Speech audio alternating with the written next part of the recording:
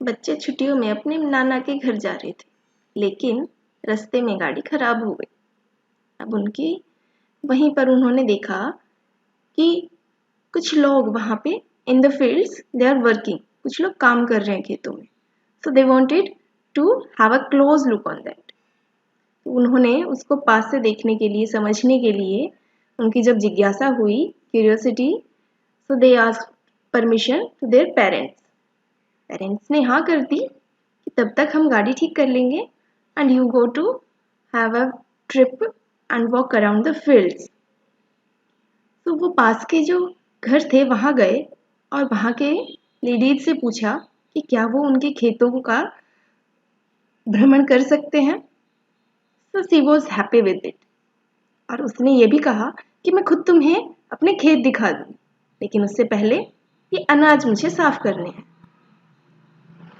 अब बच्चों को पता ही नहीं था कि अनाज को कैसे साफ करते हैं। उन्होंने पूछा कि ये कैसे होता है।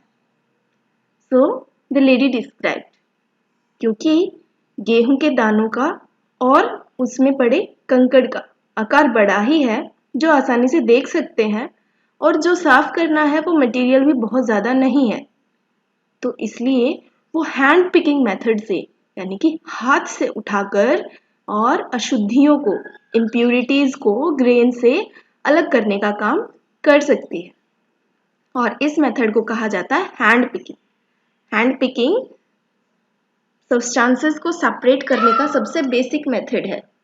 और उसका प्रिंसिपल क्या है, उसके लिए ज़रूरी है कि जो दोनों हैं अशुद्धियां हैं और जो सब्सटेंस है हमें सेपरेट करना है, उन दोनों का आकार बड़ा हो और मात्रा कम हो, जिससे बहुत ज़्यादा समय भी ना लगे। इन सब की सफाई के बाद ही अब वो लोग खेतों में जा सकेंगे। तो सारी सफाई हो गई है, चलिए इनके साथ हम भी इनके खेतों का दौरा करें। We will learn many things during this tour.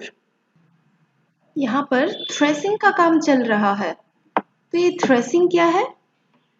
Threshing है अनाज को भूसे से अलग करना। जब कटाई हो जाती है तब अनाज और भूसे को अलग करने का जो काम है उसे थ्रेसिंग कहते हैं। थ्रेसिंग या तो हाथों से कर सकते हैं।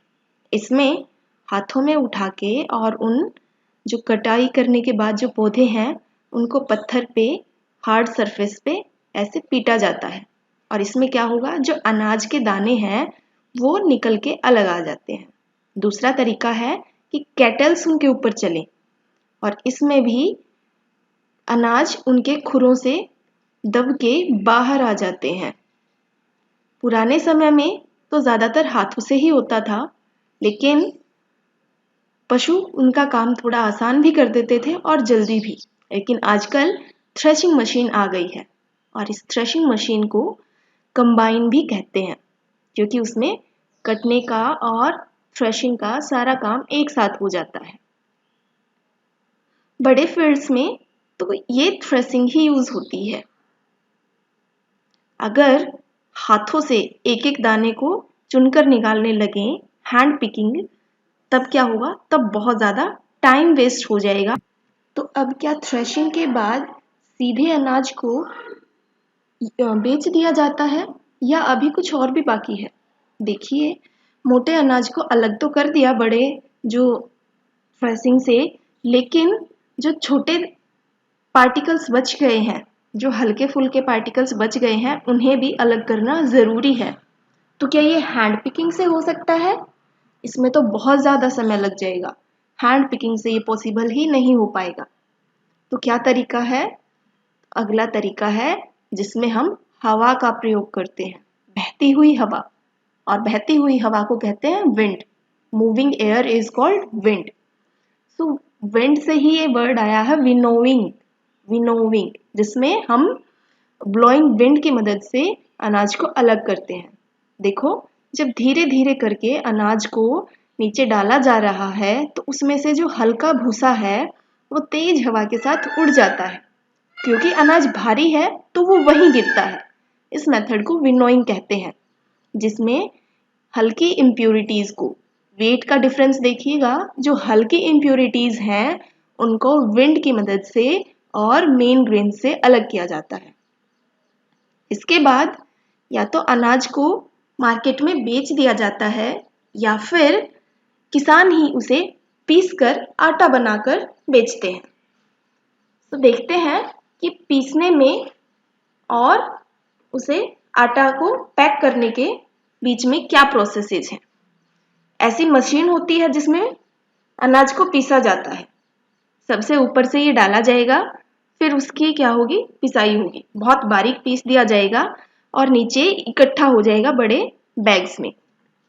तो क्या बड़े बैग्स में आने के बाद उसे बेच दिया जाएगा या अभी कुछ और बाकी है? देखिए, अनाज को जब पीस दिया जाता है तब भी उस आटे में कुछ बड़े पार्टिकल्स बच जाते हैं और उन बड़े पार्टिकल्स को अलग करना भी ज़रूरी है। तो अब ये कैसे होगा? ये ना तो हैंड पिकिंग से हो सकता है, और अगर हमने विनोइंग का यूज़ किया, व्हाट विल हैपन? जो मोटे पार्टिकल हैं, बड़े पार्टिकल हैं, वो वहीं रह जाएंगे और हमारा सारा आटा तो उड़ जाएगा। तो हम विनोइंग का भी यूज नहीं कर सकते। तब क्या बचा? शिविंग। घर में आप सबने भी देखा ही होगा। देखिए, बता रही है कि अगर विनोइंग का यूज किया तो क्या नुकसान होगा। आटा तो हमारे हाथ में आएगा ही नहीं। तो हमारे पास एक और तरीका है जिसमें हम दानों के आकार के अकॉर्डिंग उन्हें शेप्स के अकॉर्डिंग, साइज के अकॉर्डिंग अलग करते हैं। That is known as sieving. छानने की जो क्रिया होती है, तो इसमें बारीक पार्टिकल, जो कि हमारा यहाँ पे क्या है, आटा, तो वो बारीक पार्टिकल तो हमारे शिव में से, छलनी में से नीचे निकल जाते हैं और मोटे पार्टिकल्स हैं वो ऊपर रह जाते हैं। So in this method, sieving is used to separate particles of different sizes. Small size particles came down through the sieve and large particles remain up. तो अब आपको पता चला कि रोटी बनने से पहले कितने सारे काम हैं। अनाज की कटाई के बाद उसकी थ्रेशिंग होती है, थ्रेशिंग के बाद विनोइंग, उसके बाद ग्राइंडिंग, देन शिविंग, और उसके बाद आटे से रोटी बनती है। आज आपने देखे different methods for separating the substances. Next video में हम इनकी बाकी डिटेल्स के बारे में देखेंगे।